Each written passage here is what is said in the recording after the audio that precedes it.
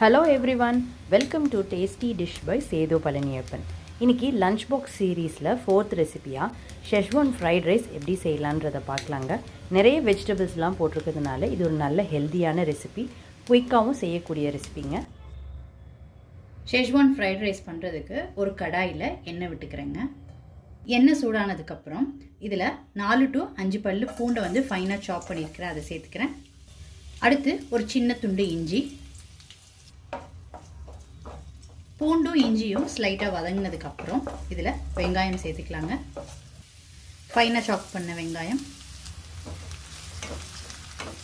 வெங்காயம் ஓரளவுக்கு வதங்கிடுச்சு. இப்போ இதில் கேபேஜ் சேர்த்துக்கிறேங்க. கேரட் பீன்ஸை விட ஒரு பங்கு கேபேஜ் கூட போட்டுக்கோங்க. அடுத்து பீன்ஸ் சேர்த்துக்கிறேன். அடுத்து கேரட், அடுத்து கேப்சிகம்.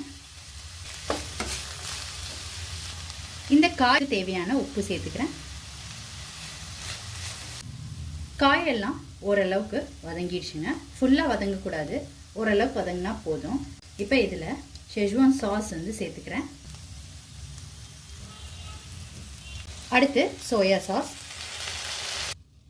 இது எல்லாத்தையும் ஒன்று சேர்த்து நல்லா கலந்து விட்டுக்கலாம்.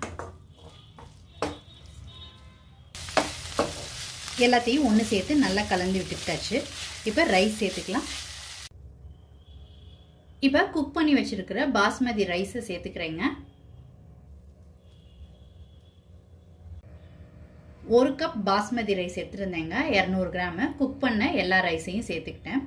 நீங்கள் ரைஸ் குக் பண்ணும்போது கொஞ்சம் எண்ணெயும் உப்பும் சேர்த்து தான் குக் பண்ணுங்க, அப்போ தான் நல்லா உதிரி உதிரியாக கிடைக்கும் ரைஸு.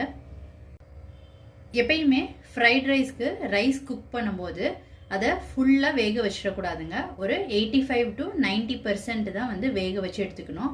அப்போ தான் ரைஸ் வந்து நல்லா உதிரி உதிரியாக கிடைக்கும். இந்த டிப்பை ஃபாலோ பண்ணிங்கன்னா ஃப்ரைட் ரைஸ் வந்து ரொம்ப சூப்பராக வருங்க, உதிரி உதிரியாக கடையில் கிடைக்கிற மாதிரியே. இப்போ இந்த ரைஸோட பெப்பர் தூள் சேர்த்துக்கிறேங்க. அடுத்து இதில் உப்பு சேர்த்துக்கிறேங்க. உப்பு சேர்க்கும் போது பார்த்து சேர்த்துக்கோங்க.